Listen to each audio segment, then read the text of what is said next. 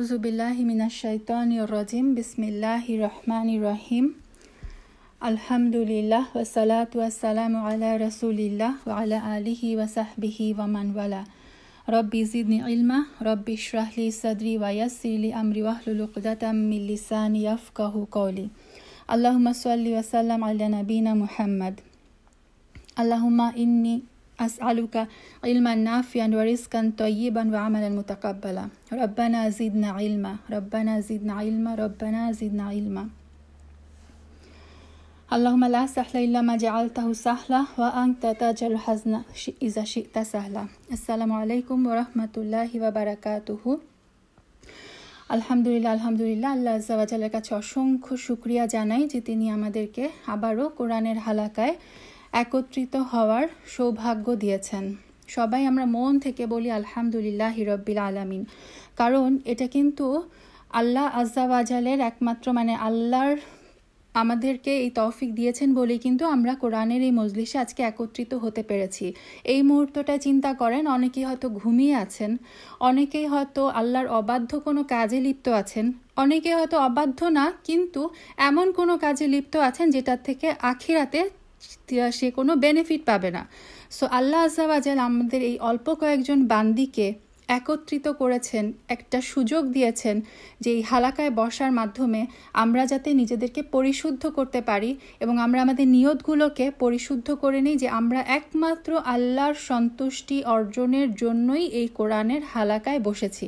আল্লাহ যেন আমাদের সবার অন্তরগুলোকে পরিশুদ্ধ করে দেন এবং আমাদের এই হালাকাকে, এই যে আমরা যতটুকু সময় আল্লাহ আজ্জা ওয়া জাল আমাদেরকে তৌফিক দিবেন এই হালাকায় বসার, কোরআনের কথা শোনার, এইটুকুকে যেন আল্লাহ আজ্জা ওয়া জাল কবুল করে নেন এবং আমাদের নাজাতের উসিলা হিসেবে যেন কবুল করে নেন। আল্লাহুম্মা আমিন।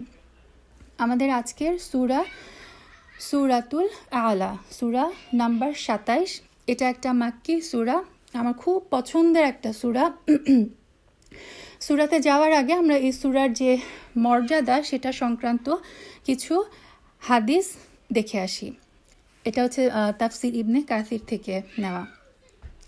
সূরাতুল আলা যে একটা মাক্কি সূরা, এই সূরাটার প্রমাণ আমরা একটা হাদিস থেকে পাই, যে হাদিসটি বর্ণনা করেছেন বারা ইবনে আজিব রাদিয়াল্লাহু তাআলা আনহু। তিনি বর্ণনা করেন রাসূল সাল্লাল্লাহু আলাইহি ওয়াসাল্লামের সাহাবীগণের মধ্যে যারা সর্বপ্রথম মদিনায় আসেন, এই যে বারা ইবনে আজিব, ইনি হচ্ছেন একজন আনসারি সাহাবী, মদিনায় বসবাসকারী। তিনি বর্ণনা করছেন যে রাসূল সাল্লাল্লাহু আলাইহি ওয়াসাল্লামের যে সাহাবীরা, আমরা জানি যে মক্কা থেকে উনি মদিনায় হিজরত করেছিলেন।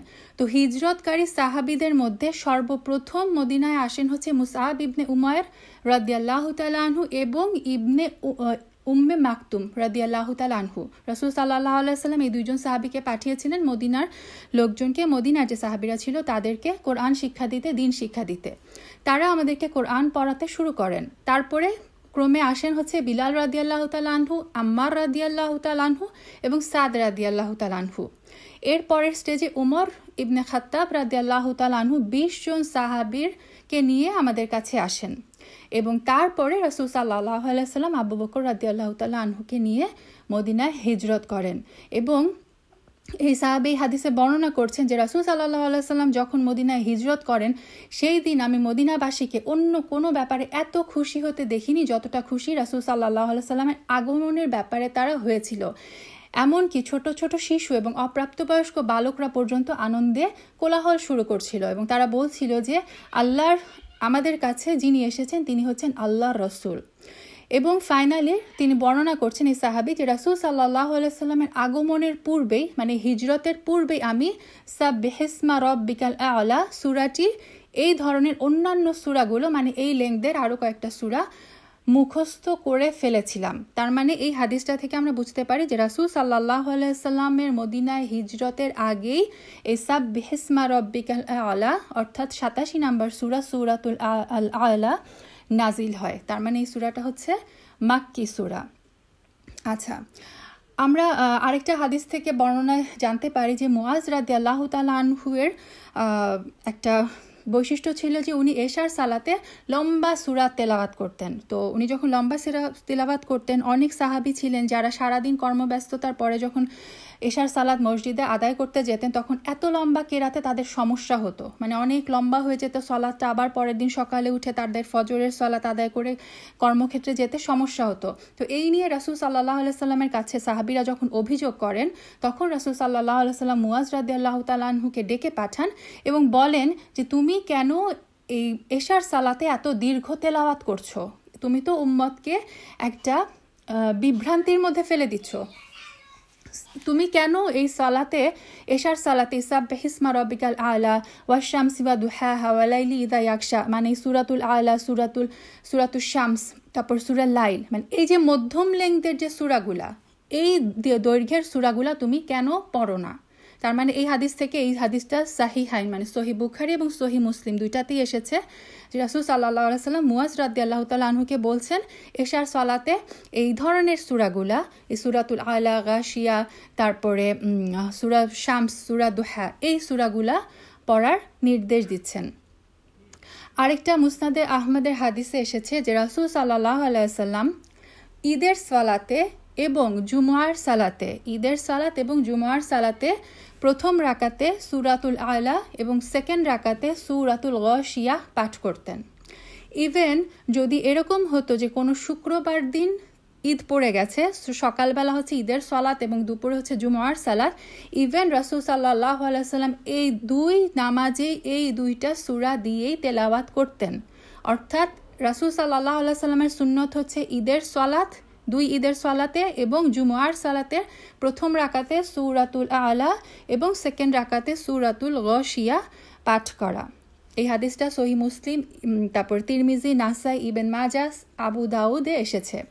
এখন এটা নিয়ে ওলামাগণ গবেষণা করেছেন যে কেন রাসূল সাল্লাল্লাহু আলাইহি সাল্লামের এই যে জুমার সালাত এবং ঈদের সালাতে এই দুইটা সূরা পড়ার পেছনে কারণটা কি, রহস্যটা কি? কারণ বর্ণনা করতে গিয়ে ওলামাগণ বলেছেন যে এই দুইটা সূরার বিষয়বস্তু যদি আমরা দেখি, সূরা আলা এবং সূরা গাশিয়াতে মানব জীবন ইসলাহ বা সংশোধনের জন্য খুবই গুরুত্বপূর্ণ দুইটা সূরা। এই সূরাতে মানুষদেরকে আল্লাহ আযজা ওয়া জাল্লার তাসবিহ অর্থাৎ প্রশংসা করার কথা বলা হচ্ছে। মানব সৃষ্টির যে রহস্য, আল্লাহ আযজা ওয়া জাল্লা আমাদের জন্য কি কি সৃষ্টি করেছেন, কিভাবে সৃষ্টি করেছেন, তারপর দুনিয়া এবং আখিরাতের জীবনের যে তুলনা, এই সূরাতে আমরা দেখব যে আল্লাহ বলেছেন যে আখিরাতের জীবনটা হচ্ছে মানে দীর্ঘস্থায়ী, দুনিয়ার জীবনটা ক্ষণস্থায়ী। সো আখিরাতের জীবনটাই হচ্ছে তোমাদের জন্য শ্রেষ্ঠ, মানে তোমরা হচ্ছে আখিরাতের জীবনকে প্রাধান্য দাও।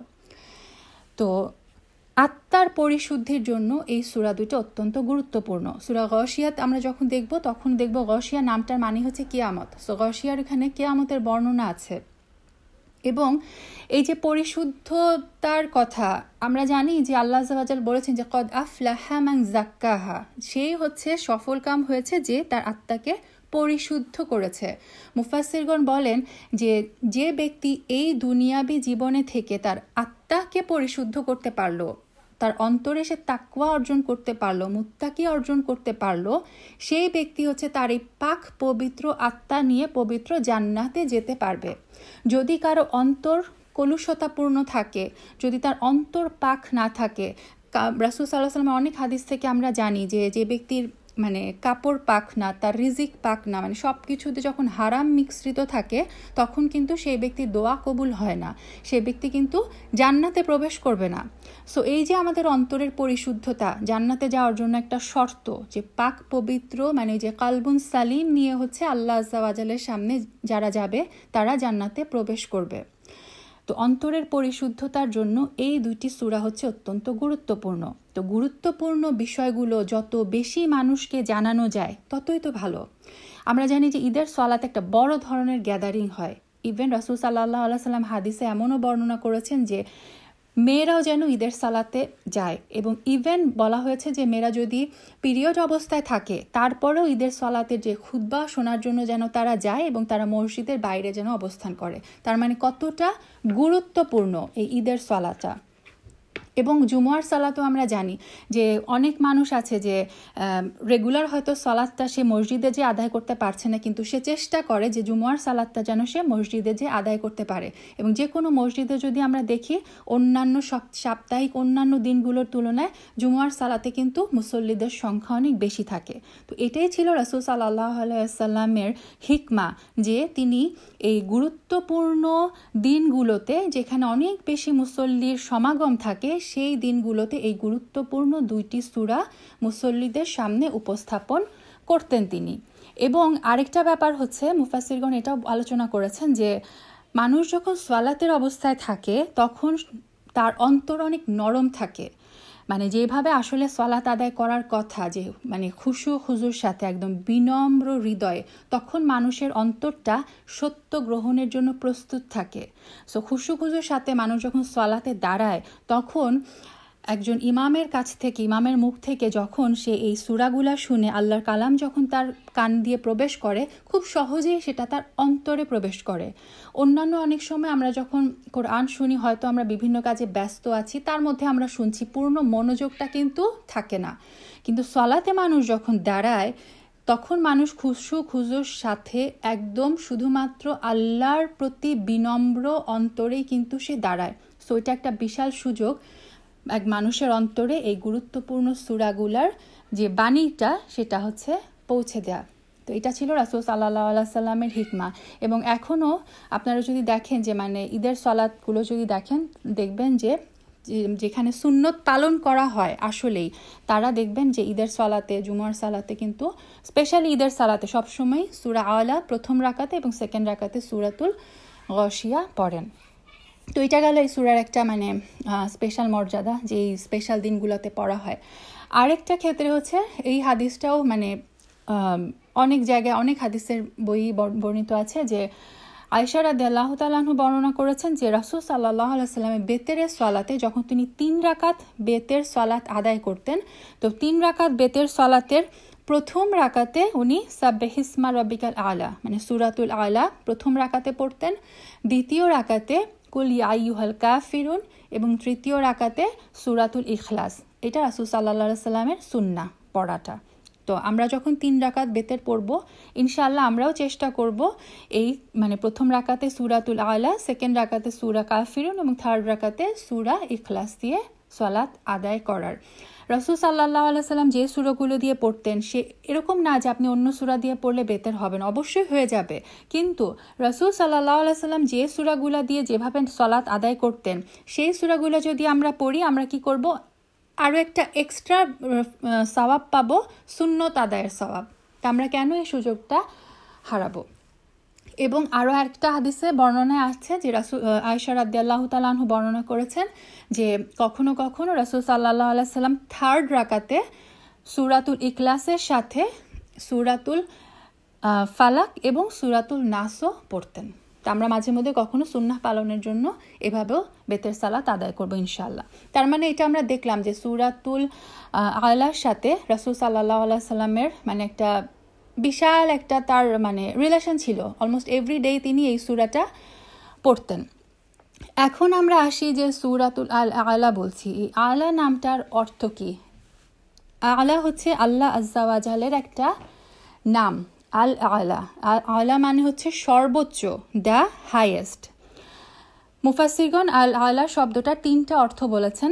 ফার্স্ট হচ্ছে আল্লাহ আজ্জা ওয়া জাল তার সমস্ত সৃষ্টির ঊর্ধ্বে। আমরা জানি আল্লাহ আজ্জা ওয়া জাল আল মানে আরশে আজিমের উপরে সমাসীন আছেন। এটা সূরা সাজদাতেও এসেছে যে সুম্মাস্তাওয়াল আলাল আরশ, আল্লাহ আজ্জা ওয়া জাল আরশের উপরে সমাসীন আছেন। এবং আমরা জানি আল্লাহর আরশটা হচ্ছে সমস্ত সৃষ্টির ঊর্ধ্বে, আরশের উপরে আর কিছু নাই, এবং সেই আরশের উপরে হচ্ছে আল্লাহ আজ্জা ওয়া জাল। সো মানে ভৌগোলিকভাবেও আল্লাহ আজ্জা ওয়া জাল অবস্থানটা হচ্ছে সমস্ত সৃষ্টির ঊর্ধ্বে, আল আলা সর্বোচ্চ। সেকেন্ড মিনিং হচ্ছে আল্লাহ আজ্জা ওয়া জাল হচ্ছেন সুমহান, তার যে মর্যাদা, তিনি যে আল আজিম, সেই মর্যাদাটাও হচ্ছে সকলের ঊর্ধ্বে, সমস্ত সৃষ্টি জগতের মর্যাদার ঊর্ধ্বে হচ্ছে আল্লাহ আজ্জা ওয়া জালের মর্যাদা, তিনি হচ্ছেন সুমহান মর্যাদার অধিপতি। আর আল আলার থার্ড মিনিং হচ্ছে তিনি হচ্ছেন আল উলু উল কহার, মানে কহার মানে হচ্ছে সব কিছুর যে ক্ষমতা, সব কিছু আল্লাহ আজ্জা ওয়া জালের বশে, মানে তার অধিকারে, তার ইচ্ছা ছাড়া কোনো কিচ্ছু হয় না। একদম আসমান থেকে শুরু করে জমির নিচ পর্যন্ত যত সৃষ্টি সব কিছুই কিন্তু তার ইচ্ছার অধীন। সো তিনি হচ্ছেন আল আলা, তিনি হচ্ছেন সর্বোচ্চ, তিনি হচ্ছেন সর্বসৃষ্টির ঊর্ধ্বে। সেকেন্ড মিনিংটা তিনি হচ্ছে মর্যাদায় সবার ঊর্ধ্বে, এবং থার্ড হচ্ছে তিনি হচ্ছেন ক্ষমতার ক্ষেত্রেও সমস্ত সৃষ্টি তার অধীন, তিনি সব কিছুকে বশ করে রেখেছেন, তিনি হচ্ছেন উলুল কহার। এখন আমরা সূরাতে চলে আসি। আউযু বিল্লাহি মিনাশ শাইতানির রাজিম, বিসমিল্লাহির রহমানির রহিম। সাব্বিহিসমা রাব্বিকাল আ'লা আল্লাযী খালাকা ফাসাওয়া ওয়াল্লাযী কদ্দারা ফাহাদা ওয়াল্লাযী আখরাজাল মারআ ফাজআলাহু গুসাআন আহওয়া সানুকরিউকা ফালা তানসা ইল্লা মা শাআল্লাহ ইন্নাহু ইয়ালামুল জাহরা ওয়া মা ইয়াখফা ওয়া নুয়াসসিরুকা লিল ইউসরা। আচ্ছা, আজকে সাদাকাল্লাহুল আযীম। ইনশাআল্লাহ আজকে আমরা, আল্লাহ যদি তৌফিক দেন, 7 নম্বর আয়াত পর্যন্ত তাফসীর দেখার চেষ্টা করব। বিসমিল্লাহ। প্রথম আয়াতে চলে আসি। প্রথম আয়াতটা শুরু হচ্ছে এভাবে, সাব্বিহিসমা রাব্বিকাল আ'লা। সাব্বিহ, সাব্বিহ হচ্ছে একটা আমরের সিগা, সাব্বাহা ইউসাব্বিহু থেকে সাব্বিহ। সাব্বিহ মানে তুমি প্রশংসা, পবিত্রতা ঘোষণা করো। তাসবিহ, এই শব্দটা সাব্বাহা ইউসাব্বিহু থেকে কিন্তু তাসবিহ শব্দটা আসে। আমরা বলি না যে আমরা আল্লাহর তাসবিহ পড়ি। তাসবিহ মানে কি আসলে? আমরা রুকুতে যে তাসবিহ করি, আমরা সেজদায় যে তাসবিহ করি, আমরা বলি যে আল্লাহর বেশি বেশি তাসবিহ ঘোষণা করো, কিন্তু আমরা কি আসলেই তাসবিহ শব্দটার মানে জানি? তাসবিহ শব্দটার মানে যখন আমরা বুঝবো, তখন আমাদের রুকু, আমাদের সেজদাগুলো অনেক অর্থপূর্ণ হবে, আমাদের নামাজ অনেক প্রাণবন্ত হবে। তাসবিহ শব্দটার, সাব্বাহা শব্দটার যদি আমরা আসি, তাসবিহ শব্দটার মৌলিক একটা অর্থ হচ্ছে দূরে রাখা, সরিয়ে দেওয়া। কি থেকে দূরে রাখা?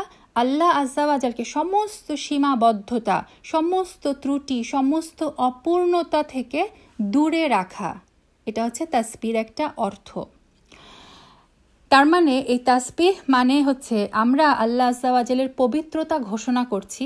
আমরা ঘোষণা করছি যে আল্লাহ আজ্জা ওয়া জাল হচ্ছেন পবিত্র, তিনি সুমহান, তিনি সমস্ত ত্রুটি, তিনি সমস্ত অসম্পূর্ণতা থেকে, সমস্ত খুঁত থেকে তিনি মুক্ত, তিনি অনেক দূরে। এই তাসবিহের 3টা অর্থ মুফাসসিরগণ বর্ণনা করেছেন। একজন মানুষ যখন তাসবিহ পাঠ করি, তখন আমরা 3টা ঘোষণা দিই।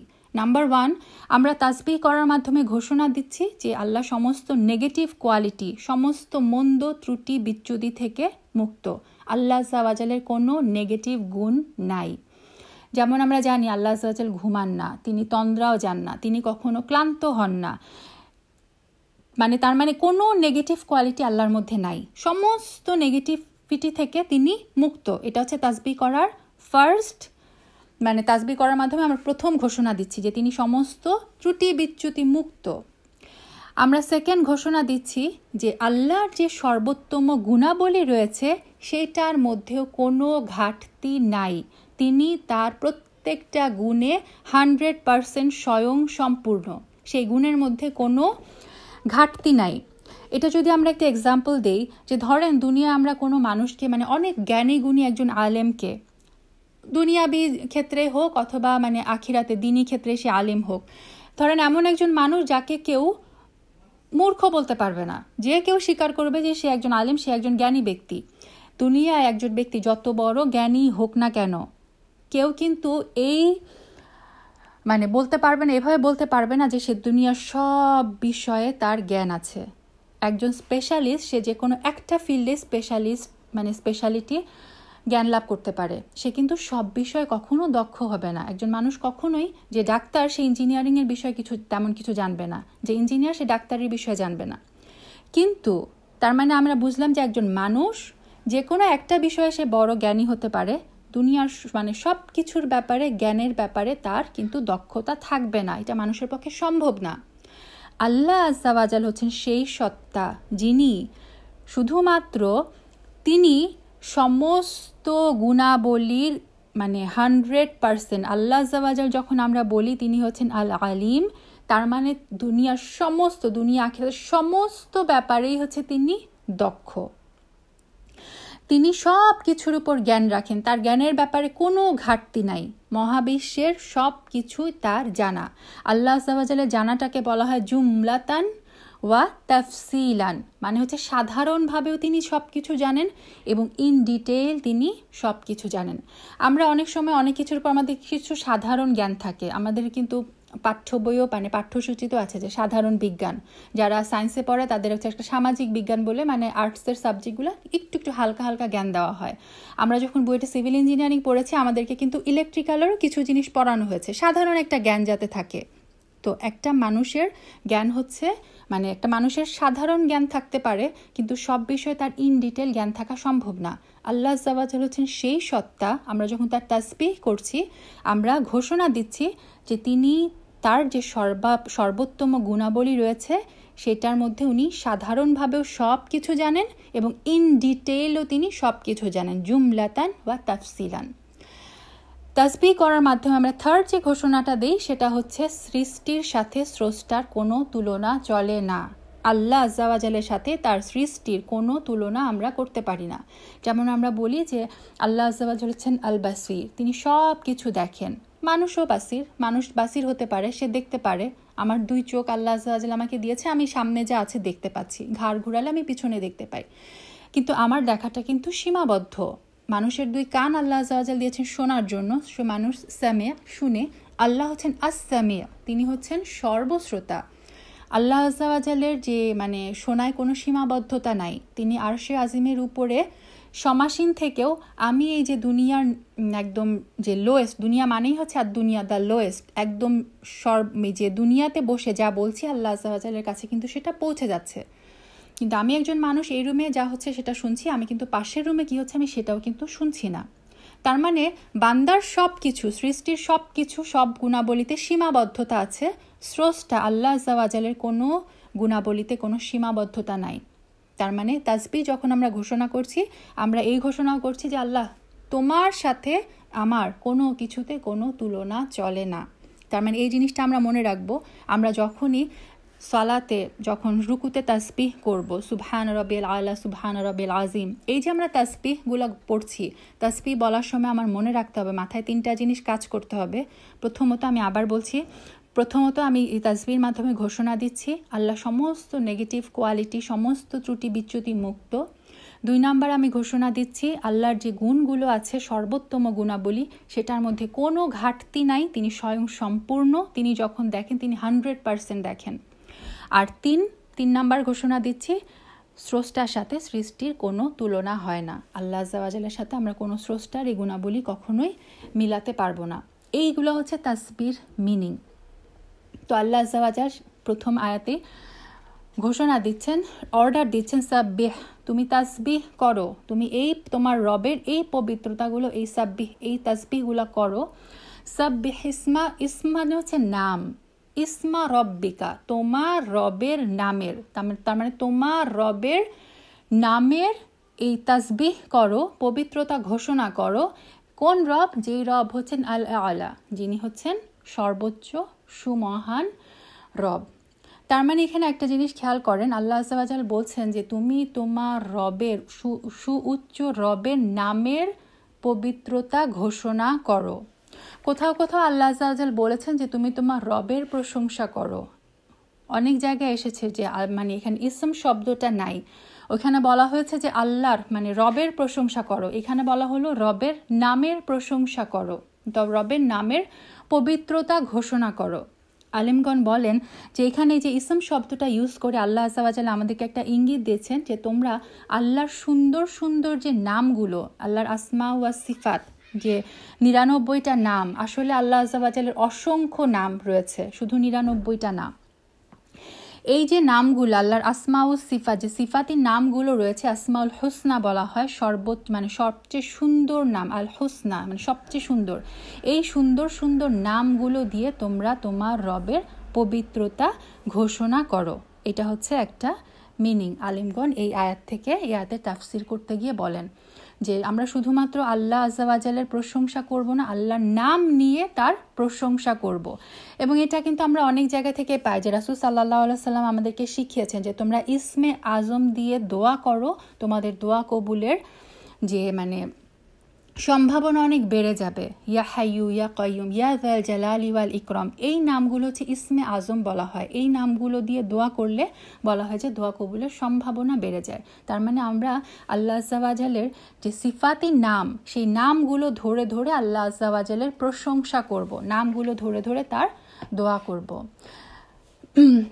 হাদিসে এসেছে যে যখন এই আয়াতটা নাজিল হলো ইসাব্বিহ ইসমা রাব্বিকাল আ'লা, তখন রাসূল সাল্লাল্লাহু আলাইহি ওয়াসাল্লাম বললেন যে তোমরা এখন থেকে সেজদায় তাহলে আল্লাহর তাসবিহ এভাবে করো, সুবহানা রাব্বিয়াল আ'লা। এই আয়াতটা নাজিলের পরে থেকে রাসূল সাল্লাল্লাহু আলাইহি ওয়াসাল্লাম সেজদায় এটা বলা শুরু করলেন, সুবহানা রাব্বিয়াল আ'লা। এবং হাদিসে আরও এসেছে যখনই এই আয়াতটা রাসূল সাল্লাল্লাহু আলাইহি ওয়াসাল্লাম পাঠ করতেন সাব্বিহ ইসমা রাব্বিকাল আ'লা, তিনি সাথে সাথে বলতেন সুবহানা রাব্বিয়াল আ'লা। তারপরে এরকম আরেকটা আছে যে সূরা ওয়াকিয়ার লাস্ট আয়াত যখন নাজিল হলো যে ফাসাব্বিহ বিসমিকা রাব্বিকাল আযীম, তুমি তোমার আজিম রবের তাসবিহ ঘোষণা করো। সেই আয়াত নাজিলের পরে রাসূল সাল্লাল্লাহু আলাইহি ওয়াসাল্লাম সাহাবীদেরকে বললেন তোমরা এখন থেকে সালাতে রুকুতে আল্লাহর তাসবিহ এভাবে ঘোষণা করো, সুবহানা রাব্বিয়াল আযীম, সুবহানা রাব্বিয়াল আযীম।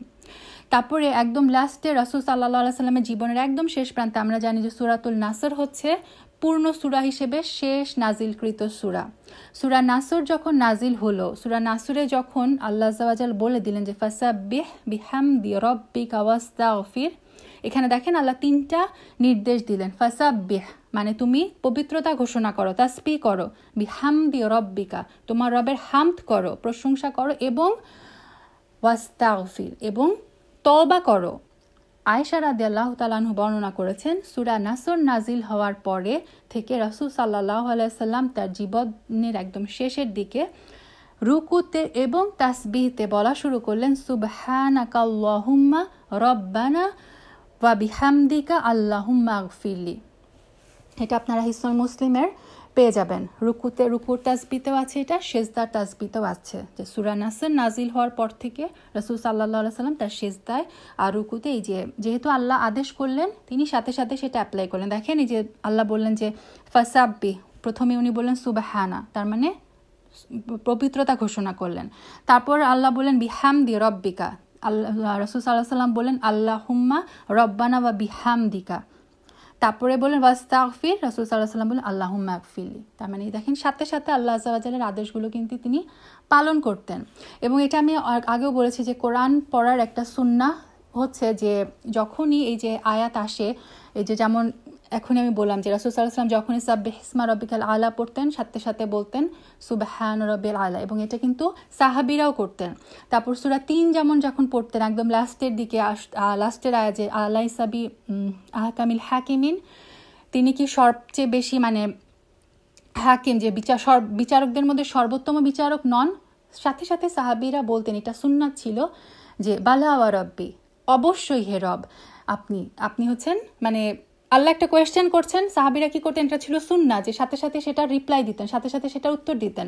তারপর সূরা আর রহমান যখন পড়তে যে ফাবিআই আলা ই রাব্বিকুমা তুকাযিবান, তোমরা তোমার কোন রবের কোন কোন নিয়ামতকে অস্বীকার করবেন, সাহাবীরা এই আয়াত পড়ে বলতো যে আমরা স্বীকার করি আর রব, আমরা কোনো কিছু অস্বীকার করি না। এটা হচ্ছে কোরআনের সাথে যে কনভারসেশন, কারণ কোরআন হচ্ছে আল্লাহ আপনার সাথে কথা বলছে। তারপরে রাসূল সাল্লাল্লাহু আলাইহি ওয়াসাল্লাম যখন জান্নাতের আয়াত আসতো রাসূল সাল্লাল্লাহু আলাইহি ওয়াসাল্লাম বলতেন আল্লাহুম্মা ইন্নী আসআলুকা জান্নাহ, যখনই জাহান্নামের আয়াত আসতো তিনি জাহান্নাম থেকে পানা চাইতেন, আল্লাহুম্মা ইন্নী আউযু বিকা মিনান নার। তো এটা হচ্ছে সুন্নাহ, আমরাও ইনশাআল্লাহ এগুলা পালন করার চেষ্টা করব। আচ্ছা, এটা গেল 1 নম্বর আয়াত নিয়ে কথা। এখন আমরা 2 নম্বর আয়াতে চলে আসি। আল্লাহ বলছেন যে তার মানে 1 নম্বর আয়াতের অর্থ আমরা কি পেলাম যে সাব্বিহ ইসমা রাব্বিকাল আ'লা, আপনি আপনার সর্বোচ্চ সুমহান রবের নামের পবিত্রতা ঘোষণা করুন। এখন আল্লাহ আযজা ওয়া জাল এই যে রব, সুউচ্চ রব, তিনি আমাদের জন্য কি কি করেছেন সেই রবের কিছু পরিচয় দিচ্ছেন, তার রুবুবিয়াতের কিছু পরিচয় দিচ্ছেন। আল্লাযী খালাকা ফাসাওয়া, আল্লাযী যিনি, খলাকা তিনি সৃষ্টি করেছেন। আমরা জানি আল্লাহ হচ্ছেন আল খালিক, তিনি হচ্ছেন সৃষ্টিকর্তা, তিনি সমস্ত সৃষ্টি জগতের সৃষ্টিকর্তা হচ্ছেন আল্লাহ। তিনি সৃষ্টি করেছেন ফাসাওয়া, তারপরে তিনি সাওয়া। সাওয়া শব্দটার অর্থ হচ্ছে সমান করা, মেইন অর্থ হচ্ছে সমান করা, কিন্তু মানুষের ক্ষেত্রে যখন বলা হয় সাওয়া শব্দটার অর্থ হচ্ছে সুষম, ভারসাম্যপূর্ণ, নিখুঁতভাবে সৃষ্টি করা। আল্লাহ আজ্জা ওয়া জালের যে সৃষ্টি, সেই সৃষ্টিটা মানে উনি যেন তেনভাবে কিন্তু সৃষ্টি করেননি। ওলামাগণ বলেছেন যে সমস্ত মাখলুকাতের মধ্যে আল্লাহ আজ্জা ওয়া জাল মানুষকে সবচেয়ে সুন্দর করে সৃষ্টি করেছেন, যেটা আমরা সূরা 3 পাই। আল্লাহ আজ্জা ওয়া জাল বলেছেন যে কি মানে খলাকনাল ইনসানা ফি আহসানি তাকভিম, মানে সর্বোত্তম আকৃতিতে তিনি মানুষকে সৃষ্টি করেছেন। আমরা যদি চিন্তা করি যে আমাদের দুইটা চোখ না থেকে, দুইটা চোখের জায়গায় যদি একটা চোখ থাকতো বা তিনটা চোখ থাকতো কেমন হতো, বা আমাদের এই যে কান, দুই পাশে দুই কান আল্লাহ আজ্জা ওয়া জাল দিয়ে দিয়েছেন, যদি কান দুইটার জায়গায় একটা থাকতো কেমন হতো। আমরা যদি বাচ্চারা যেমন জন্মের পরে হামাগুড়ি দিয়ে হাঁটে, আমরা জানি মানুষ হচ্ছে একমাত্র প্রাণী যে হচ্ছে দুই পায়ের উপর ভর দিয়ে চলে। মানুষকে যদি আল্লাহ আজ্জা ওয়া জাল সে অন্যান্য প্রাণীর মতোই, বাচ্চাদের মতোই যে হামাগুড়ি দিয়ে ওইভাবে যদি আমাদেরকে চলতে হতো, তাহলে আমাদের জীবনটা কেমন হতো, দেখতে কেমন হতাম আমরা, তাই না? তার মানে আমাদের যে সৃষ্টিটা, আল্লাহ শুধু সৃষ্টিই করেননি আমাদেরকে, বরং তিনি সর্বোত্তম আকৃতিতে সুষমভাবে, ভারসাম্যপূর্ণভাবে, নিখুঁতভাবে আল্লাহ আজ্জা ওয়া জাল আমাদেরকে সৃষ্টি করেছেন। এটা তাবারির তাফসিরে এসেছে যে আল্লাহর প্রত্যেকটা সৃষ্টির পিছনে সুনির্দিষ্ট কিছু উদ্দেশ্য থাকে, এবং এই উদ্দেশ্য বাস্তবায়নের জন্য যে প্রয়োজনীয় কাঠামো এবং বৈশিষ্ট্য থাকা দরকার, আল্লাহ সেই কাঠামোতে, সেই বৈশিষ্ট্যতে প্রত্যেকটা বস্তুকে সৃষ্টি করেন। সাপকে আল্লাহ যে উদ্দেশ্যে সৃষ্টি করেছেন তার আল্লাহ বানিয়েছেনও সেভাবে। মানুষকে যে উদ্দেশ্যে সৃষ্টি করেছেন, মানুষকে বানিয়েছেনও মানুষের যে প্রয়োজনীয় অবয়ব, যে কাঠামো, যে ভারসাম্য, সেটা আল্লাহ আজ্জা ওয়া জাল তাকে দিয়ে দিয়েছেন। তেমনি প্রত্যেকটা বস্তুর বিভিন্ন অংশের মধ্যে প্রয়োজনীয় ভারসাম্য রক্ষা করে সুষমভাবে আল্লাহ সব কিছুকে সৃষ্টি করেন।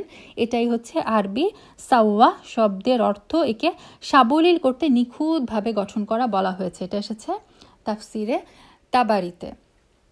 তার মানে আমরা দেখলাম যে আল্লাহ আজ্জা ওয়া জাল আমাদেরকে সৃষ্টি করেছেন এবং তারপরে সুষম, ভারসাম্যপূর্ণ, নিখুঁতভাবে তার এই সৃষ্টিকে তিনি আকার দিয়েছেন।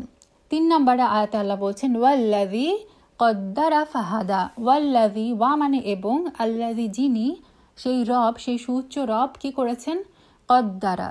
কদ্দারার একটা অর্থ হচ্ছে নির্ধারণ করা। আমরা বলি না তাকদীর, আমাদের যে সব কিছু, আমাদের ভাগ্য নির্ধারণ করা। আল্লাহ সব কিছুর পরিমাপ, সময়, মেয়াদ সব কিছু নির্ধারণ করে দিয়েছেন। কোনো কিছুই কিন্তু আনলিমিটেড না। আমরা জানি আমাদের জীবন, আমাদের যে মানে জীবনকাল, আমরা কতটুকু, আমাদের যে আয়ু, তারপরে আমাদের যে রিজিক, সব কিছু আল্লাহ আজ্জা ওয়া জাল মায়ের পেটে থাকতে, একটা বাচ্চা মায়ের পেটে থাকতে এই জিনিসগুলো নির্ধারিত হয়েছে। আমি কতদিন বাঁচবো, আমি কতটুকু রিজিক পাবো। এই জিনিসটা শুধুমাত্র মানুষের ক্ষেত্রে না, এটা হচ্ছে সমস্ত সৃষ্টির ক্ষেত্রে আল্লাহ আজ্জা ওয়া জালের এই মানে তাকদীরের ব্যাপারটা নির্ধারিত। দেখেন দিনের রাতের যে 24 ঘন্টা সেটা নির্ধারিত, একটা বছরের যে 365 দিন সেটা নির্ধারিত। কখনো কিন্তু এরকম হয় না যে দিন 24 ঘন্টা থেকে 26 ঘন্টা হয়ে গেল বা 20 ঘন্টা হয়ে গেল, সব কিছু নির্ধারিত। চন্দ্র সূর্যের যে কক্ষপথ সেটা নির্ধারিত, চন্দ্র সূর্যের কক্ষপথে চলে যায় না, সূর্য চন্দ্রের কক্ষপথে চলে আসে না। বাচ্চাদের ক্ষেত্রে যদি আমরা দেখি যে আমরা এইসব দেশে দেখি যে বাচ্চা জন্মের পরে যে আমাদেরকে একটা বই দিয়ে দেওয়া হয় যে বাচ্চার বয়স অনুযায়ী বাচ্চার ওজন কতটুকু হবে, বাচ্চার হাইট কতটুকু হওয়া উচিত, সেটাও কিন্তু একটা কার্ভ দিয়ে দেখানো হয় যে এটা হচ্ছে একটা নির্ধারিত। নর্মালি আল্লাহ আজ্জা ওয়া জাল এভাবেই সৃষ্টি করেছেন যে বাচ্চা এত মাস হলে তার ওজন এত থেকে এতর মধ্যে হবে। তার মানে এই যে সমস্ত সৃষ্টিকে আল্লাহ আজ্জা ওয়া জাল সুপরিমিত করেছেন, সব মানে সমস্ত সৃষ্টির যে ধরন, তার শ্রেণী, গুণ, তার যে প্রকারভেদ, আম দেখেন, আমের মধ্যে কত প্রকারভেদ, কত জাতের আম আছে, সব নির্ধারিত। কোন দেশে কোন, ধরেন বাংলাদেশেও খেজুর হয়, সৌদি আরবেও খেজুর হয়, সৌদি আরবে খেজুরের কোন কোন জাত হবে সেটা নির্ধারিত, বাংলাদেশে কোন জাত হবে সেটা নির্ধারিত। তার মানে শুধু এটা মানুষ না, প্রত্যেকটা সৃষ্টি কোথায় কতটুকু কোন পরিমাপে হবে, কোন গুণ তার হবে, একটা ফুল, গোলাপ ফুল কত রঙের হবে, কি পরিমাণ গন্ধ হবে, সব কিছুর পরিমাণ একদম পুঙ্খানুপুঙ্খভাবে আল্লাহ আজ্জা ওয়াজাল নির্ধারণ করে দিয়েছেন। সব কিছুই হচ্ছেন তার যে নির্ধারিত কদর, তাকদির। আমরা বলি যে মানে রিজিক মানে কিন্তু শুধু টাকা পয়সা না। রিজিক মানে হচ্ছে মানুষের যে জ্ঞান, মানুষের যে পরিবার, তার যে জীবনসঙ্গী, সব কিছুই কিন্তু রিজিক। তো সব কিছুই যে আমাদের যে রিজিক, সব কিছু নির্ধারণ করেন কে? আল্লাহ। কদ্দারা, ওয়াল্লাযী কদ্দারা, যিনি নির্ধারণ করে দিয়েছেন। তার মানে আমরা দেখলাম যে তিনি সৃষ্টি করেছেন, সুষম উপায় গঠন করেছেন, তারপরে তিনি সব কিছু আবার নির্ধারণ করে দিয়েছেন। শুধু নির্ধারণই করে দেননি, তারপরে তিনি কি করেছেন? ফাহাদা, ফা অতঃপর, তারপরে হাদা। হাদা মানে গাইডেন্স, হাদা মানে তিনি রাস্তা দেখিয়েছেন। তো এই যে হাদা, আল্লাহ আজ্জা ওয়াজাল যে মানুষকে বা সমস্ত পশু পাখিকে সব কিছুকে যে হেদায়াত দিয়েছেন, এই হেদায়াতটা হচ্ছে মুফাসসিরগণ বলেছেন এটার দুইটা অর্থ। একটা হচ্ছে দুনিয়াবী ক্ষেত্রে, একটা হচ্ছে দ্বীনি ক্ষেত্রে। দ্বীনি ক্ষেত্রে যদি আমরা দেখি, যে দ্বীনি ক্ষেত্রে হেদায়াতের অর্থ হচ্ছে, সূরা দাহরে আল্লাহ বলেছেন যে ফাহাদাইনাহুস সাবিলা ইম্মা শাকিরা ওয়া ইম্মা কাফুরা। আমরা তোমাদেরকে রাস্তা দেখিয়ে দিয়েছি, দুইটা রাস্তার সন্ধান দিয়েছি, হেদায়াত দিয়েছি। তারপরে তোমরা কেউ কেউ হবে শাকিরা, মানে যে তোমরা শুকরগুজার বান্দা হবে, আর কেউ কেউ হবে কাফুরা, কেউ কেউ হবে অকৃতজ্ঞ, অস্বীকারী বান্দা। তার মানে আল্লাহ আজ্জা ওয়াজাল এই যে কোরআন দিয়েছেন, রাসূল সাল্লাল্লাহু আলাইহি সাল্লামকে পাঠিয়েছেন কোরআন দিয়ে মানুষকে হেদায়াতের উদ্দেশ্যে। এবং আল্লাহ আজ্জা ওয়াজাল খুব ক্লিয়ারলি আমাদেরকে দুইটা রাস্তা দেখিয়ে দিয়েছেন। একটা হচ্ছে সাবিলুল্লাহ, যেটা হচ্ছে আস-সিরাতুম মুস্তাকিম, একটা সহজ সরল রাস্তা, যে রাস্তাটা সরাসরি আমাদেরকে জান্নাতে নিয়ে যেতে পারে। আরেকটা হচ্ছে বাঁকা পথ, যেটা অনেক অসংখ্য রাস্তা, সুবুলুশ শায়াতিন বলা হয়, যে শয়তানের রাস্তা। একটা হচ্ছে আল্লাহর দিকে যাওয়ার রাস্তা হচ্ছে একটাই, আর বাকিগুলো হচ্ছে শয়তানের রাস্তা, ওগুলো হচ্ছে সুবুল, মানে বহু বচন ইউজ হয়। যে শয়তানের রাস্তা, জাহান্নামের রাস্তা হচ্ছে অসংখ্য, কিন্তু আল্লাহর রাস্তা হচ্ছে সিরাতুম মুস্তাকিম, একটা। তো মানুষের কাছে খুব ক্লিয়ার। আল্লাহ আজ্জা ওয়াজাল দেখেন আমাদের রাসূল সাল্লাল্লাহু আলাইহি সাল্লামের মাধ্যমে প্রত্যেকটা ক্ষেত্রে বলে দিয়েছেন, ঘুম থেকে ওঠার পর থেকে ঘুমাতে যাওয়া পর্যন্ত, পোশাক থেকে শুরু করে, খাদ্য থেকে শুরু করে, রিজিক থেকে শুরু করে, যে এটা করা তোমার জন্য হালাল, এটা করার জন্য তোমার জন্য হারাম। হালাল এবং হারাম আমাদের কাছে সুস্পষ্ট। তো এই যে আল্লাহ দুইটা পথ দেখিয়ে দিয়েছেন, এখন আমার কাজ হচ্ছে দুইটা পথের মধ্যে যে কোনো একটা পথ বেছে নেওয়া। তার মানে আল্লাহ আজ্জা ওয়াজাল ফাহাদা, তিনি আমাকে গাইডেন্স দিয়ে দিয়েছেন যে তুমি এই পথে গেলে তুমি জান্নাতে যাবা, ওই পথে গেলে তুমি জাহান্নামে যাবা। So choice is yours. তো এটা গেল যে দ্বীনি ক্ষেত্রে, যে হাদা মানে হচ্ছে আল্লাহ আজ্জা ওয়াজাল এই জান্নাতে যাওয়ার রাস্তাটা, দিক নির্দেশনাটা দিয়ে দিয়েছেন।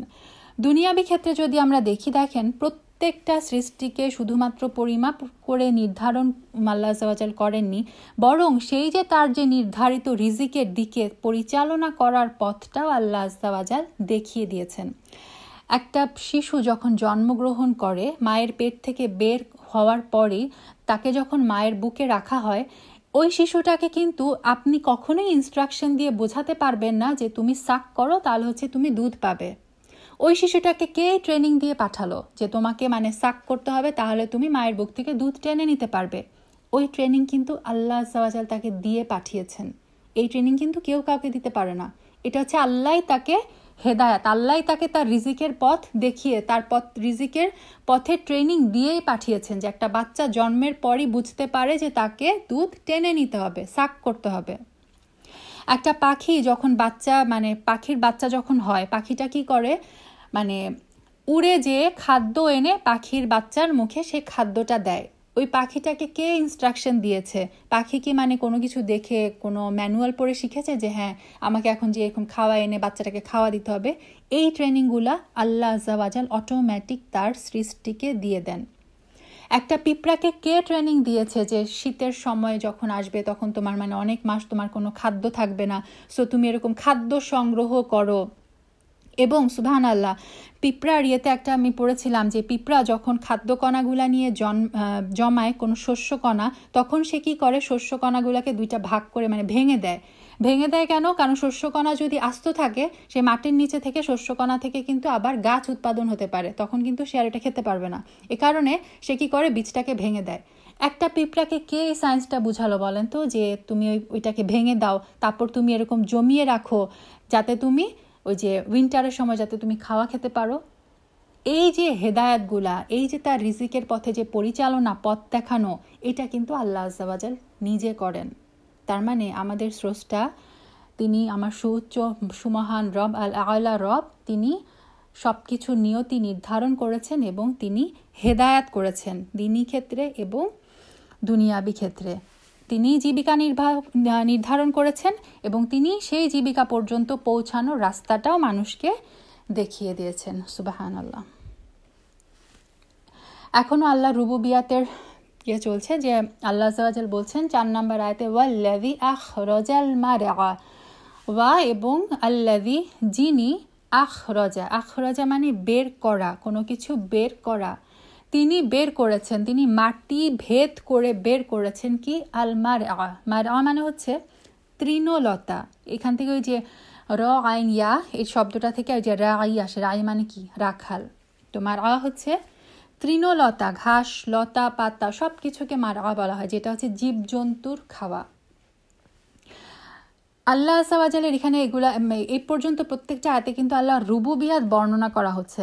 রুবুবিয়াত মানে কি, আল্লাহ যে আমাদের রব হিসেবে তিনি আমাদের জন্য যা করেন, আমাদের স্রষ্টা বলেন, আমাদের এই যে এই আয়াতগুলোতে যদি দেখি যে আমাদের রিজিক দেওয়া, তিনি আর রাজ্জাক, তিনি আমাদের মানে আমাদেরকে পথ দেখান, তিনি আমাদের জন্য যে খাদ্য, আমরা যে পশু পাখিগুলাকে খাই, সেই পশু পাখিগুলার যে আবার খাওয়া, যে তৃণলতা, সেগুলাকে আবার তিনি বের করে আনেন। এগুলো হচ্ছে তার রুবুবিয়াত, মানে রব হিসেবে আল্লাহ আজ্জা ওয়াজাল যা যা করেন। আমরা ইনশাল্লাহ কখনো আল্লাহ আজ্জা যদি তৌফিক দানি, তাওহিদে রুবুবিয়াত, তাওহিদে উলুহিয়াত আর তাওহিদে আসমা ও সিফাত, তাওহিদের 3টা ভাগ আছে আকিদার, এই 3টা ভাগ নিয়ে ইনশাল্লাহ কখনো আমরা কথা বলবো। তো এগুলো হচ্ছে আল্লাহ রুবুবিয়াত, যে রব হিসেবে তিনি কি করেন। তো তাওহিদে রুবুবিয়াতটা হচ্ছে যে আল্লাহ যে একমাত্র, এই যে রুবুবিয়াতে আল্লাহ হচ্ছে একমাত্র, অনলি ওয়ান, এটা দৃঢ় বিশ্বাস করা। আমরা জানি যে আল্লাহ আজ্জা ওয়াজাল যদি আকাশ থেকে বৃষ্টি না দেন, তাহলে কোনো দিন কারো পক্ষেই সম্ভব না মাটি থেকে একটা ঘাস, লতা, পাতা বের করা। এটা হচ্ছে সম্পূর্ণ আল্লাহর হাতে। তিনি হচ্ছেন আর রাজ্জাক, রিজিক একমাত্র আল্লাহর কাছ থেকে আসে। তো যে এগুলো হচ্ছে মানে তাওহিদের রুবুবিয়া, যে রুবুবিয়াতের ক্ষেত্রে তিনি হচ্ছেন এক, দ্য অনলি ওয়ান। তো আল্লাহ বলে দিচ্ছেন যে তিনি শুধুমাত্র তোমাদের জন্যই এগুলা করেনি, তিনি কি করেছেন, ইভেন যে জীবজন্তুগুলা যে ঘাস, লতা, পাতা খাবে, সেগুলাও তিনি মাটি থেকে বের করে আনেন। আখরাজা, মাটি ফেরে বের করে আনেন। তারপরে বলছেন যে ফাজআলাহু, ফা এবং জাআলা তিনি বানিয়েছেন, হু, এইটাকে, হু বলতে এখানে যে আগের আয়াতের যে আলমারা তৃণলতাকে বোঝানো হচ্ছেন। তারপর তিনি এই যে সবুজ তৃণলতা, এটাকে কিসে পরিণত করেন, গুসাআন আহওয়া। গুসাআন মানে হচ্ছে শুষ্ক। আমরা দেখি না যে খুব সুন্দর মানে সবুজ ঘাস হলো, সবুজ গাছ হলো, কিছুদিন পরে কি হয়, সেই ঘাসগুলো শুকিয়ে যায়, সেই শস্যগুলা একদম শুকিয়ে খড়কুটায় পরিণত হয়। তো গুসাআন হচ্ছে এই অবস্থাটা, যে একদম শুষ্ক ছিল, সেটা সবুজ প্রাণবন্ত, কিছুদিন পরে সেটাকে আল্লাহ কিসে পরিণত করেন, গুসা, একদম শুষ্ক খড়কুটায় পরিণত করেন। এবং গাছ যখন একদম শুকিয়ে যায়, তখন সেটার অবস্থা কীরকম হয়ে যায়, আহওয়া মানে হচ্ছে কালোর কাছাকাছি, ধূসর হয়ে যাওয়া। দেখে মনে হবে প্রায় কালো হয়ে গেছে, যদি আপনার শুকনা খড়কুটাগুলোকে দেখেন, দেখবেন যে কালো কালো হয়ে যায়, ধূসর হয়ে যায়। তার মানে আল্লাহ আজ্জা ওয়াজাল যে তৃণলতাগুলাকে মাটি ফেরে তিনি যে সবুজ, যে জীবিত মানে ঘাস, লতা, পাতা, সবুজ সৃষ্টি করেছিলেন, কিছুদিন পরে তিনি নিজেই সেটাকে পরিণত করেন শুকনা খড়কুটায়, যেটাকে মানে যেটার বর্ণ হয়ে যায় ধূসর বর্ণ। এই যে এই 2টা আয়াত দিয়ে আল্লাহ আজ্জা ওয়াজাল তার সৃষ্টি জগতের যে একটা বিশাল রহস্য, বিশাল একটা সাইকেল, সেটা আমাদের চোখের সামনে দেখাচ্ছে, যে তিনি যেমনভাবে শুকনা মৃত মাটি থেকে সবুজ তৃণলতা বের করতে সক্ষম, তার মানে তিনি মৃত মাটিকে তিনি যেমন জীবন দানে সক্ষম, ঠিক তেমনি মানুষের মানে মানুষ ছিল অস্তিত্বহীন, শাইয়াম মাযকুরা, সূরা দাহরে আল্লাহ বলেছে যে তুমি ছিলে অস্তিত্ববিহীন, তারপর আমরা তোমাকে জীবন দিয়েছি, আবার একটা সময় পরে তুমি সেই শুকনা খড়কুটার মতো হয়ে যাবে, তুমি যখন বৃদ্ধ হবে তারপরে তুমি কি করবে, আবার কিন্তু আমাদের কবর দেওয়া হয় কিন্তু সেই মাটিতেই, আবার আমরা মাটিতে মিশিয়ে যাব। তারপরে মৃত মাটি থেকে আল্লাহ আযজা ওয়া জাল যেমন জীবন্ত ঘাস লতাপাতা বের করে আনেন কিয়ামতের দিনে, সেই মাটি থেকেই আমাদেরকে কি করা হবে, আবার আমাদের নতুন একটা জীবন দেওয়া হবে। তার মানে এই যে এই দুইটা আয়াতের মাধ্যমে আল্লাহ আযজা ওয়া জাল আমাদের জীবনের যে সাইকেল সেটাই কিন্তু আমাদের চোখের সামনে তুলে ধরলেন, যে তুমি আশেপাশে যা দেখছো তুমি এটা নিয়ে চিন্তা করো যে তোমার জীবন কিন্তু এটার মধ্যেই আবর্তমান, মানে ঘূর্ণীয়মান। আমরা মানে যে এই আয়াতের মাধ্যমে আমাদের মৃত্যু পরবর্তী জীবনের প্রতি এখানে ইঙ্গিত দেওয়া হচ্ছে। মক্কার কুরাইশ, আমি বলেছি যে এটা একটা মাক্কি সূরা, মক্কার কুরাইশরা কিন্তু আল্লাহতে বিশ্বাস করত, তারা কিন্তু আল্লাহর অস্তিত্বে বিশ্বাস করত। আল্লাহর অস্তিত্ব নিয়ে আবু জাহালের মধ্যে, সাইবা, এদের মধ্যে কারো মধ্যে কোনো কনফিউশন ছিল না। তারা জানতো যে আল্লাহ আছেন। তাদেরকে যখন বলা হতো তোমাকে কে সৃষ্টি করেছেন, আকাশ বাতাস কে সৃষ্টি করেছেন, তারা বলতো আল্লাহ। এটা কিন্তু কোরআনই আল্লাহ বর্ণনা করেছেন। তাদের তাহলে প্রবলেমটা কি ছিল? তাদের প্রবলেম ছিল যে তারা ইবাদতের মধ্যে শিরক মিক্স করে ফেলেছিল। তারা আল্লাহর সাথে আরও অনেক ওই লাত, উজ্জা, মানাত এদেরও ইবাদত করে ফেলতো। তাদের ইবাদতটা ছিল শুধুমাত্র দুনিয়াবী কারণে। তারা কিন্তু মৃত্যু পরবর্তী জীবনকে অস্বীকার করত। এখন মানে এই কথাটা এখানে কেন আনলাম, যে ওলামাগণ এই আয়াতের তাফসির করতে গিয়ে বলেছেন যে আমাদের অনেকের অবস্থা আনফর্চুনেটলি হয়ে গেছে যে আমরা অনেক সময় আল্লাহর ইবাদত করি শুধুমাত্র দুনিয়া চাওয়ার জন্য। আমরা অনেক সময় দেখা যায় যে সলাতে যখন দোয়া করছি শুধুমাত্র দুনিয়ার জন্যই দোয়া করছি। যখন কোনো বিপদে পড়ি তখন আমরা আল্লাহকে ডাকি। যখন আমরা হজে যাচ্ছি, ওমরা যাচ্ছি, তখন দেখা যাচ্ছে আমরা শুধু দুনিয়া দুনিয়া দুনিয়া, আমরা আখিরাতটাকে ভুলে যাই। সূরা বাকারায় কিন্তু আল্লাহ আযজা ওয়া জাল বলেছেন যে কেউ কেউ তোমাদের মধ্যে এমন কেউ কেউ আছে যারা শুধুমাত্র দুনিয়া চায়, আখিরাতে তাদের জন্য কোনো অংশ নাই। আর যারা আছে, যারা বলে যে রব্বানা আতিনা ফিদ দুনিয়া হাসানা ওয়া ফিল আখিরাতি হাসানা, যে তোমাদের মধ্যে যারা বলে আল্লাহ দুনিয়াতেও হাসানা দাও এবং আখিরাতেও হাসানা দাও, তারা দুই অংশই পাবে। তো বুদ্ধিমানের কাজ হচ্ছে এটা, যে আল্লাহ আমাদেরকে কিন্তু দুনিয়া চাইতে মানা করেন নাই, কিন্তু আখিরাত চাইতেও যেন আমরা ভুলে না যাই, কারণ আখিরাতের জীবনটাই কিন্তু আমাদের অনন্ত দীর্ঘস্থায়ী জীবন। আচ্ছা, তো এই যে আমাদের আল্লাহ আযজা ওয়া জাল জীবন মরণের একদিকে একটা মানে মৃত্যু পরবর্তী জীবনের দিকে একটা ইঙ্গিত দিলেন, তারপরে সাথে সাথে 6 নম্বর আয়াতে আল্লাহ আযজা ওয়া জাল চলে যাচ্ছেন এবার কোরআনের দিকে। এবার আল্লাহ আযজা ওয়া জাল আমাদেরকে নিয়ে আসছেন কোরআনের দিকে। সানুকুরিউকা ফালা তানসা, সা শীঘ্রই মানে অতি সত্বর, নুকরিউ হচ্ছে আকরা থেকে আসে, আকরা ইউকরিউ, নুকরিউ মানে আমরা পড়িয়ে দিব তোমাকে, শীঘ্রই মানে খুব দ্রুতই আমরা তোমাকে পড়িয়ে দিব। রাসূল সাল্লাল্লাহু আলাইহি ওয়াসাল্লামকে বলা হচ্ছে ফালা তাংসা, ফা অতঃপর, লা না, তাংসা হচ্ছে ভুলে যাওয়া, অতঃপর তুমি ভুলে যাবে না। আচ্ছা, এই যে নুকরিউকা এখানে আল্লাহ ইউজ করলেন যে শীঘ্রই আমরা তোমাকে পড়িয়ে দিব। আমরা জানি যে এই যে আল্লাহ আযজা ওয়া জাল কোরআনে অনেক সময় রয়্যাল প্লুরাল ইউজ করেন, যে আমরা তোমাকে পড়িয়ে দিব। আমরা মানে এখানে এটা মিন করা হচ্ছে না যে আল্লাহর সাথে আরও কোনো সত্তা আছে, নাউজুবিল্লাহ। আল্লাহ হচ্ছেন, এটা হচ্ছে রয়্যাল প্লুরাল। মানুষ মানে আমরা এটাও জানি দুনিয়াতে যত বড় বড় রাজারা যখন কোনো প্রাইম মিনিস্টার যখন কোনো নির্দেশ বা কোনো কিছু দেন, তারা বলেন আমরা এটা করব, আমরা এটা করব, এটা হচ্ছে রয়্যালিটি বুঝায়। হ্যাঁ, তো মক্কার মুশরিকিনরা কিন্তু এটা নিয়ে কোনো দিন কনফিউজড হয় নাই। আনফর্চুনেটলি বর্তমান সমাজে অনেকে কোয়েশ্চেন করে, যারা কোরআনের ভুল ধরতে চায়, তারা বলে যে দেখো তোমাদের কোরআনেই বলা হচ্ছে আমরা, তার মানে আল্লাহ তো এক না, নাউজুবিল্লাহ। এটা হচ্ছে তাদের বোঝার ভুল।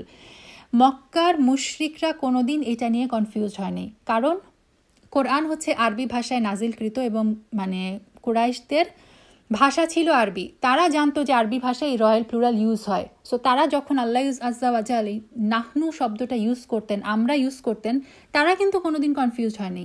কিন্তু আনফর্চুনেটলি কনফিউজড হয়ে যায় আমরা, এই মানে কম বুদ্ধির মানুষেরা এই দুনিয়ায় এসে, আজকের দুনিয়ায় এসে আমরা কি করি, কনফিউজড হয়ে যাই। অনেকে প্রশ্ন করে আল্লাহ আযজা ওয়া জাল কোরআনে নাহনু কেন বলেন, আমরা কেন বলেন, আমি কেন বলেন না?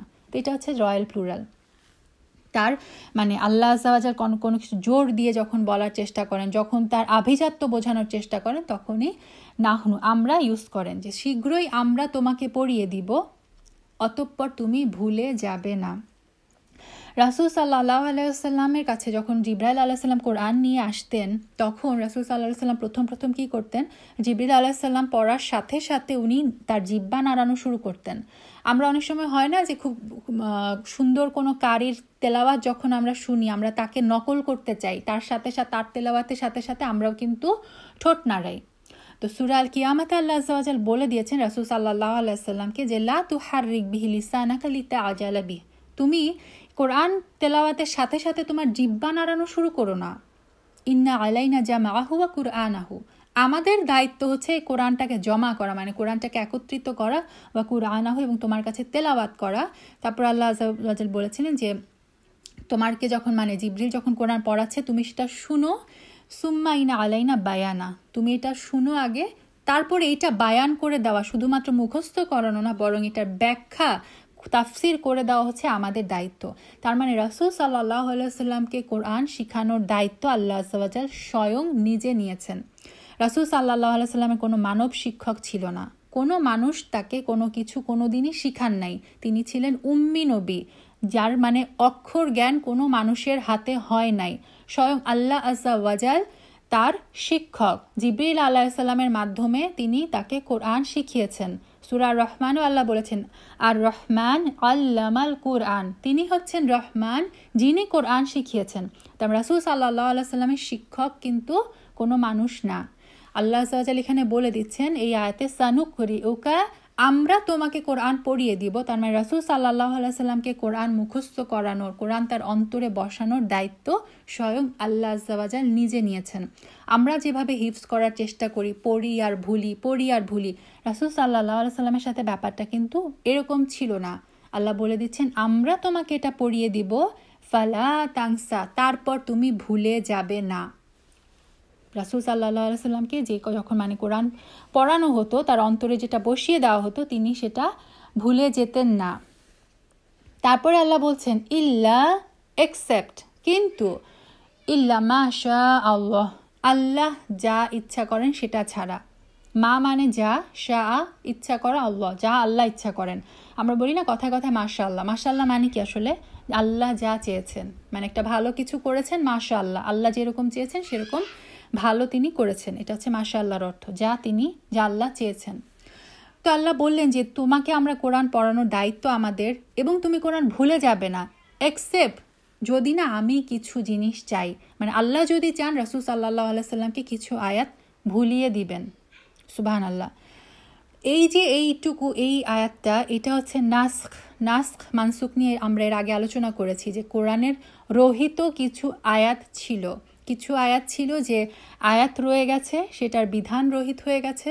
কিছু ছিল যে আয়াত রহিত হয়ে গেছে, সেটার বিধান রয়ে গেছে।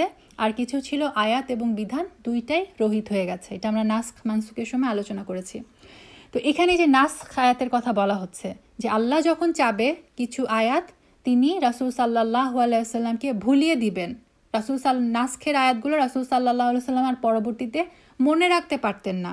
যেমন যে রজমের আয়াত, বিবাহিত নরনারীর ব্যভিচারের শাস্তি হচ্ছে রজম করা, এই আয়াতটা ছিল, তারপরে হচ্ছে এই আয়াতটাকে আল্লাহ উঠিয়ে নিয়েছেন। রাসূল সাল্লাল্লাহু আলাইহি ওয়াসাল্লাম পরে আর এটা মনে রাখতে পারেনি। সাহাবীরা এটা কিভাবে বুঝতেন? সাহাবীরা তো মুখস্থ করেছিলেন। পরে ওনারা যখন শুনতেন রাসূল সাল্লাল্লাহু আলাইহি ওয়াসাল্লাম এই সূরাটা যখন পড়ছেন, অথচ এই আয়াতটা বারবারই তিনি পড়ছেন না, তখন তারা বুঝতে পারতেন এই আয়াতটা নাসখ হয়ে গেছে, এই আয়াতটা এখন রহিত হয়ে গেছে। তার মানে এই আয়াতে আল্লাহ আযজা ওয়া জাল এটাই বলে দিলেন যে তুমি ভুলবে না কোরআন, কিন্তু আল্লাহ যদি চান তখন আল্লাহ আযজা ওয়া জাল কি করবেন, তোমাকে কোরআনের কিছু আয়াত ভুলিয়ে দিবেন। তো এই ভুলিয়ে দেওয়াটা কিন্তু আল্লাহর জ্ঞানের ভিত্তিতেই হবে। হ্যাঁ, মানে কোরআন সংরক্ষণের দায়িত্ব আল্লাহ আযজা ওয়া জাল নিজে নিয়েছেন। সো কোরআনের সংরক্ষণের নিয়ে কারো কোনো কিন্তু সন্দেহের ত্রুটি কোনো অবকাশ মাত্র নাই। দেখেন এই সেই আয়াতে আল্লাহ আযজা ওয়া জাল বলে দিচ্ছে ইন্নাহু ইয়ালামুল জাহরা ওয়া মা ইয়াখফা, ইন্নাহু নিশ্চয়ই আল্লাহ, ইয়ালামু তিনি জানেন, আল জাহর প্রকাশ্য সব কিছু, ওয়ামা ইয়াখফা এবং গোপনীয় সব কিছু। প্রকাশ্য এবং গোপনীয় সব কিছু আল্লাহ আজ্জা ওয়াজাল জানেন। তার মানে যে নাস্খ, যে আয়াতগুলো রহিত হয়ে গেছে, কি হয়েছে, এই যে রাসূল সাল্লাল্লাহু আলাইহি সাল্লামকে কিছু জিনিস ভুলিয়ে দেওয়া হয়েছে, এই ভুলিয়ে দেওয়াটাও কিন্তু আল্লাহ আজ্জা ওয়াজালের জ্ঞানের ভিত্তিতেই হয়েছে। আল্লাহ আজ্জা ওয়াজাল যখন চেয়েছেন তিনি সেটা করেছেন। সো এটা নিয়ে কিন্তু কারো কনফিউজড হওয়ার কোনো অবকাশ নাই। আল্লাহ আজ্জা ওয়াজাল কোরআন নাজিল করেছেন, তিনি মানে যখন চেয়েছেন কোনো হুকুম, কোনো আয়াত নাজিল করেছেন, তিনি যখন চেয়েছেন কোনো হুকুম বাতিল করেছেন, কোনো আয়াত নাস্খ করে দিয়েছেন। লাস্ট আয়াত, ওয়ানু ইয়াসসিরু কালিল ইউসরা, ওয়া এবং নুয়াসসিরু। নুয়াসসিরু হচ্ছে আমরা সহজতা দিব, সহজ করে দিব কা তোমাকে, লিল ইউসরা সহজ কোনো পথ। মানে এখানে আসলে এক্সক্লুসিভলি বলা হয়নি যে কি রাসূল সাল্লাল্লাহু আলাইহি সাল্লামের জন্য এবং সেই ইয়েতে পুরা উম্মতের জন্য কি আল্লাহ সহজ করে দিবেন, এটা আল্লাহ বলেননি। এটা আল্লাহ ওপেন রেখেছেন যে তোমার জন্য আমি সহজ করে দিব। তো মুফাসসিরগণ বলেছেন এখানে অনেক কিছু, যেহেতু আল্লাহ যখন এরকম ওপেন এন্ডেড কিছু রেখে দেন তখন সেখানে মানুষের ভাবনার মানে দুয়ারটা খুলে যায়। এজন্যই বলা হয় কোরআন তাদাব্বুর করো। কারণ এখানে মুফাসসিরগণ বলেছেন আল্লাহ আজ্জা ওয়াজাল কি কি সহজ করে দিয়েছেন। কেউ কেউ বলেছেন যে আল্লাহ শরীয়তকে, ইসলামের শরীয়তকে সহজ করে দিয়েছেন। কেউ বলেছেন আল্লাহ জান্নাতে যাওয়ার পথটাকে সহজ করে দিয়েছেন। আল্লাহ তার নবীকে একদম সহজ একটা শরীয়ত দিয়েছেন, যেই শরীয়তের পথ ধরে খুব সহজে জান্নাতের রাস্তায় চলে যাওয়া যায়। দেখেন আল্লাহ রাসূল সাল্লাল্লাহু আলাইহি সাল্লামকে অপশন দিয়েছিলেন যে তিনি কি মালিকান রাসূলান হতে চান নাকি আবদান রাসূলান হতে চান। মালিকান রাসূলান মানে মালিক, মানে রাজা এবং রাসূল। যেরকম মানে সুলাইমান আলাইহিস সালাম ছিলেন, তিনি নবী ছিলেন এবং রাজা ছিলেন। রাসূল সাল্লাল্লাহু আলাইহি সাল্লামকে কিন্তু আল্লাহ অপশন দিয়েছিলেন যে আপনি যদি চান আপনি রাজা এবং রাসূল হতে পারেন, অথবা আপনি আবদান রাসূল, গোলাম মানে আবদ, দাস এবং রাসূল হতে পারেন। রাসূল সাল্লাল্লাহু আলাইহি সাল্লাম বেছে নিয়েছিলেন আবদান রাসূল, যে কারণে আমরা কিন্তু পড়ি মুহাম্মাদুন আবদুহু ওয়া রাসূলু। মুহাম্মদ সাল্লাল্লাহু আলাইহি সাল্লাম হচ্ছে আল্লাহর আবদ, আল্লাহর দাস এবং আল্লাহর রাসূল। আল্লাহ রাসূল চিন্তা করেন, রাসূল সাল্লাল্লাহু আলাইহি সাল্লাম খুব সহজ একটা রাস্তা, মানে খুব যে একদম সিম্পল একটা লাইফ তিনি বেছে নিয়েছিলেন। আল্লাহ আজ্জা ওয়াজাল তাকে অপশন দিয়েছিলেন আপনি যদি চান এই সাফা মারওয়াকে আমি স্বর্ণ দিয়ে মুড়িয়ে দিব। রাসূল সাল্লাল্লাহু আলাইহি সাল্লাম বলেছেন যে না, এটা আমার দরকার নেই। তিনি বেছে নিয়েছিলেন একদম সহজ জীবন। তো ইসলামের শরীয়তটা অনেক সহজ, ইসলাম ধর্মটা অত্যন্ত সহজ। আল্লাহ আজ্জা ওয়াজাল তার বান্দার জন্য সব কিছুতে সহজতা দিয়েছেন। আপনি দেখেন আল্লাহ বলেছেন যে ফাত্তাকুল্লাহা মাস্তাতা'তুম, তুমি তোমার সাধ্য অনুযায়ী আল্লাহকে ভয় করো। মানে আপনি দাঁড়িয়ে নামাজ পড়তে, আমরা জানি যে নামাজ পড়াটা ফরজ। আল্লাহ বলেছেন তুমি বান্দা দাঁড়িয়ে নামাজ পড়তে পারছো না, তুমি বসে পড়ো।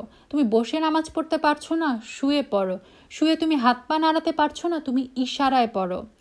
যখন কোনো রোগের কারণে, আল্লাহ মাফ করো, অনেক সময় হয় যে মানুষ পানি ব্যবহার করতে অপারগ হয়, পানি ব্যবহার করলে হয়তো তার ওই জায়গায় মানে কোনো ঘা বা কোনো কিছু একদম তার মানে মৃত্যুর আশঙ্কা চলে আসে, তখন আল্লাহ আজ্জা ওয়াজাল বলেছেন আচ্ছা তুমি পানি ব্যবহার করতে পারছো না, অথবা এমন কোনো সিচুয়েশন যেখানে তুমি পানি পাচ্ছ না, তুমি তায়াম্মুম করো। কারো কারো এমন হয় বৃদ্ধ বয়সে যে কন্টিনিউয়াস ডিসচার্জ হতে থাকে, তখন আল্লাহ আজ্জা ওয়াজাল কি বলেছেন, আচ্ছা তুমি ওয়াক্তের ক্ষেত্রে সলাতের আগে জাস্ট অজু করতে না পারলে তায়াম্মুম করে দাঁড়িয়ে যাও, যদি সেটাও না পারো তুমি ওই অবস্থায় সলাত আদায় করো। তার মানে দেখেন কতটা সহজ করে দিয়েছে ইসলাম। তারপরে ইভেন যা খাওয়া হারাম, আমরা জানি শূকরের মাংস খাওয়া হারাম, কিন্তু আল্লাহ এটাও বলেছেন কেউ যদি এমন সিচুয়েশনে পড়ে যে ওই সময় সে মানে না খেলে সে মারা যাবে, তাহলে ওই যে হারাম যে মাংস, শূকরের মাংস, ওই সময় ওইটুকু খাওয়াও তার জন্য বৈধ হয়ে যায়, ততটুকু পরিমাণ যতটুকু খেলে তার জীবনটা রক্ষা হয়। তার মানে ইসলামটা কত সহজ। প্রত্যেকটা ক্ষেত্রে আমরা যদি ইসলাম আসলে প্রকৃতপক্ষে বুঝে ইসলাম পালন করতে চাই, আমরা দেখব ইসলাম আমাদের জীবন কিন্তু কঠিন করে না, ইসলাম আমাদের জীবনে সহজতা দিয়েছে। ইসলাম এমন একটা শরীয়ত আল্লাহ আজ্জা ওয়াজাল আমাদেরকে দিয়েছেন যেটার মাধ্যমে খুব সহজ মানে সিম্পল লাইফ লিড করে খুব সহজে জান্নাতে চলে যাওয়া যায়। আল্লাহ আজ্জা ওয়াজাল এই সূরার ৮ নম্বর আয়াতে তার নবীকে এইটাই ঘোষণা দিচ্ছেন, ওয়া নুয়াসসিরুকা লিল ইউসরা, আমরা তোমার জন্য সব কিছুকে সহজ করে দিয়েছি, এবং এটা আমাদের এই উম্মতের জন্য। আমরা জানি কোরআনের বিধানগুলা আমাদের জন্য, আমাদের উম্মতের জন্য পুরা কিয়ামত পর্যন্ত এটা সত্য। তার এটা আমাদের দৃঢ় বিশ্বাস রাখতে হবে যে আমাদের ধর্মটা অনেক সহজ। সো এই সহজ আল্লাহর আজ্জা ওয়াজালের বিধানগুলা মেনে চলে খুব সহজে আমরা তার দেখানো যে জান্নাত, সেই জান্নাতে ইনশাআল্লাহ পৌঁছে যেতে পারবো। সুবহানাল্লাহ, সমস্ত প্রশংসা আল্লাহর।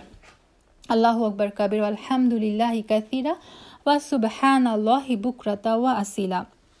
আল্লাহর প্রশংসার মাধ্যমে তার সাহায্য চাই এবং আমরা তার ক্ষমা চাই, এবং আল্লাহ আজ্জা ওয়াজালের কাছে আমরা দোয়া করি তিনি যেন আমাদের প্রত্যেকটা কাজ কোরআন সুন্নাহর মোতাবেক করার তৌফিক দেন, আমাদের সমস্ত প্রচেষ্টাগুলোকে যেন কবুল করে নেন, এবং এর বিনিময়ে যেন দুনিয়া এবং আখিরাতের সমস্ত কল্যাণ আল্লাহ আজ্জা ওয়াজাল আমাদেরকে দান করেন। সুবহান রাব্বিকা রাব্বিল ইজ্জাতি আম্মা ইয়াসিফুন ওয়া সালামুন আলাল মুরসালিন আলহামদুলিল্লাহি রাব্বিল আলামিন। সুবহানাকাল্লাহুম্মা ওয়া বিহামদিক আশহাদু আল্লা ইলাহা ইল্লা আনতা আস্তাগফিরুকা ওয়া আতুবু ইলাইক। আসসালামু আলাইকুম ওয়া রাহমাতুল্লাহি ওয়া বারাকাতুহু।